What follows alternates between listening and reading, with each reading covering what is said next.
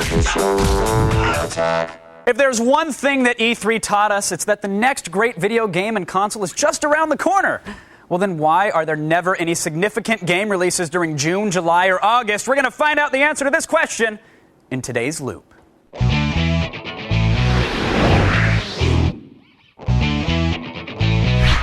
That's right, today we're talking summer gaming. Now, before the break, we asked you, is the summer a barren wasteland for new video games? Well, according to our text message counting scientists at the G4 Laboratory, 70% said yes and 26% said no. How dare 26% disagree with me? I'm gorgeous. Joining us via satellite to help make sense of everything from San Francisco, we have Dan Hsu, the editor-in-chief of Electronic Gaming Monthly. Also from San Francisco, Steve Grohl, senior public relations manager for Sega of America. And all the way from sunny Los Angeles, it's Adam Sessler, co-host of G4's X-Play. Gentlemen, welcome to The Loop. Steve, I want to start with you if we can. You're the game company guy here, so tell me, we have all these big summer blockbuster movies. I don't want to sit in a theater. I want to be at home and play my major game releases. Where are they? You know, I don't want to sit in the movies either. I want to play games. However, some people are just afraid to put those titles out during the summer. I think you do have an opportunity, though. I think it's a hidden opportunity to put a game out in summer if you have the right title, because you have an audience that's out there with a lot of free hours of time. Sure, and the right title is not young adults. The right title is not a crappy movie spinoff. Where are the original big hit games? Why is it all expansion packs and handhelds? Why are these companies so afraid? Well, I think it's a fact that they think kids are out playing outside and not interested in video games during the summertime. And I think that's kind of a misconception. Look at how fat these kids are, too. They're not outside playing. They're home. Yeah, they're not out playing, that's for sure. I've seen those kids. Dan, my kid is not that fat. All right, now, Dan, some people say that, game companies have a bit of an E3 hangover. They work so hard getting a demo up to run that once it happens, E3 is over, it's time to focus on actually making the game for the next tentpole, which is the holiday season. Do you agree with that?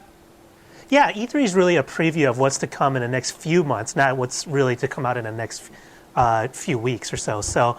But I don't think that's really what's causing companies to fall behind on the summer releases, because ultimately what a game company decides when they decide when we're going to bring out a game is when they think they're going to make the most money, when they're going to make the most impact. And so a lot of them still have this kind of old idea of like leftover from years and years ago that if we bring out games during the Christmas holiday time period, we're going to make a lot more money. And that's not necessarily the case anymore. Sure. Kids, all the gamers still live with their parents. They're just not waiting on their parents to buy them the games. They haven't changed their thought process there. Adam, if there wasn't a major console war going on in this holiday season, do you think we'd see more titles coming out in the summer?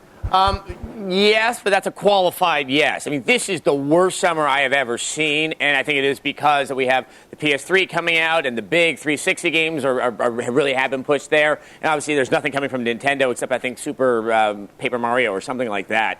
But usually the summer is really bad, except for one exception when Nintendo put out a ton of really good games during the summer, and they did really well. But it is such a rarity. But everyone's holding on because obviously Microsoft wants to show some great games to go up against the PS3. Sony doesn't have anything ready, and Nintendo has nothing ready. But I want to just comment that it's silly they don't use the summer. I think one of the best examples is the original Prince of Persia, the first one of the trilogy. That game was great, but it got buried under Grand Theft Auto and Halo 2, and no one really paid attention to Ubisoft buried it under their own titles. Even Beyond Good Evil got tanked by their own stuff. Yeah. All right, Steve, I got to come back to you now because it sounds like you're the guy. Tell me, you said that guys, kids are out there. They have the extra time. We don't want to play the video games. We got that. People are out of college. They're on vacation. Will we see a shift now that it seems that the common sense mentality is, hey, there are people that want to play games. Do you think in the future companies are going to start releasing in the summer? I think in the future they will, but it's going to be a slow change. Everyone's kind of afraid of change anyway, and because we've deemed the holiday season to be the big season, that seems to be where everyone focuses. I've been fortunate enough in the past to have summer launches that have been pretty good launches. We've done really well with it, so it's proven that it can be done.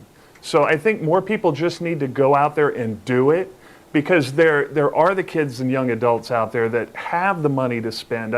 If young adults aren't in school, they're at their summer job, and then they have even more money to spend. Sure, when they're down at the skate park playing their electric guitars, they got to go spend mom money somewhere. Let them buy a new game. You can only spend so much time in the sun and not get sunburned. Come on now. Now, Yeah, but we gotta go what home and about play adults, though? games. Because we talk a lot about kids, we talk a lot about being out of college, being out of school. But what about the so-called 30-year-old average male gamer? Dan, is this concept of we're waiting on someone to give us a game as a gift, is this just dead because the gaming public themselves are older, they can afford it, they can manage their money?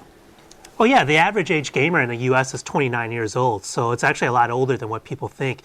So yeah, I mean these quote unquote grown-ups, people my age, are playing games all year long. Like this Memorial Day weekend, I actually had a 4-day weekend, and what I did is just nothing new to play, nothing exciting to play. So I actually went back and went through my old library of games I've just been waiting to catch up on, and had a chance, which was actually pretty nice, to catch up on like games still in their shrink wrap from 2 years ago that I just never got around to.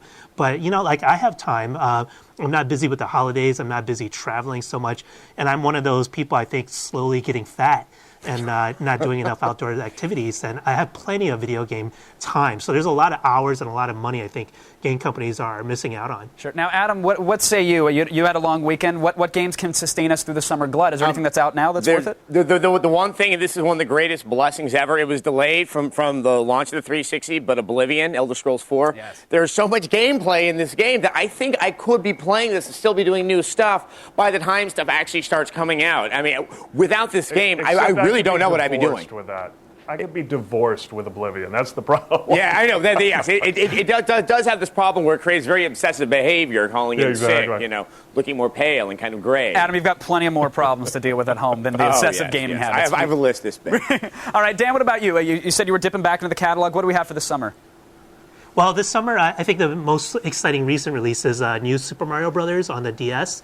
So this is a game that's like updated with 3D style graphics, but it's still traditional 2D gameplay. So whether you're like in your 30s and you remember playing Mario growing up or in high school, junior high, whatever, it still retains a lot of that awesome gameplay you remember from your younger days, but with a lot of new innovations that's going to really bring in a new generation of Mario fans as well. And I know the 3D Mario games are great, but I'm still a fan of these 2D ones, and this one is just awesome. All right, Steve, real quickly, because we have to get it out there. I wish I was in my 30s. What is Sega giving us this summer very quickly, Steve? What do we have to look forward to? Well, we've got Chrome Hounds on 360 coming out. We also have Super Monkey Ball on PS2 and PSP, and then we have the Rome Total War expansion pack called Alexander, and those are all coming before August 1st. Thank you on behalf of all the summer. pasty white gamers who refuse to tan. Thank you for keeping us indoors. Everybody, Dan Shu, Editor-in-Chief of Electronic Gaming Monthly, Steve Grohl, Senior Public Relations Manager for Sega of America, and of course, Adam Sessler, co-host of G4's X-Play. Thanks for keeping us in the loop, gentlemen.